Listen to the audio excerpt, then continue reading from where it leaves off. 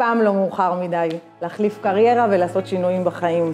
שמי פני משה, גננת במקצועי 27 שנה. הרגשתי שאני רוצה לעסוק בעוד דברים בחיים, ועשיתי שינוי ועברתי לתל אביב. היום יש לי חדר פילאטיס לאימונים אישיים. לא האמנתי בעצמי, אמרתי אוקיי, אני אפתח איזשהו תחביב, קצת ספורט. התאמנתי לפני הקורונה בפילאטיס, וכשכולם סגרו את הסטודיואים במודיעין, באיפה שאני גרה, חקרתי והגעתי לגל, וראיתי שאפשר לשלב פה גם לימודים, ופשוט התאהבתי. למדתי המון על עצמי, וגיליתי דברים שחבויים בי, וגל אפשרה לי לעמוד ולהוציא אותם, ואם אני עומדת היום ויכולה ללמד ולהדריך מבוגרים, אני נהנית מכל רגע.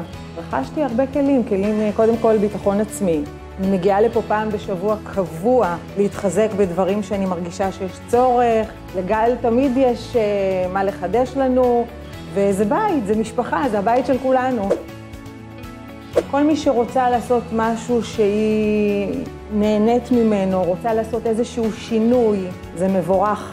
כמקצוע נוסף, השלמת הכנסה. אם אני פה כסבתא לנכדים ואחרי קריירה בת 27 שנה, בעולם של ילדים, גננת, ועוד שנייה נוגעת ב-60, פעם לא מאוחר מדי להחליף קריירה ולעשות שינויים בחיים. כל שינוי ושינוי כזה מבורך.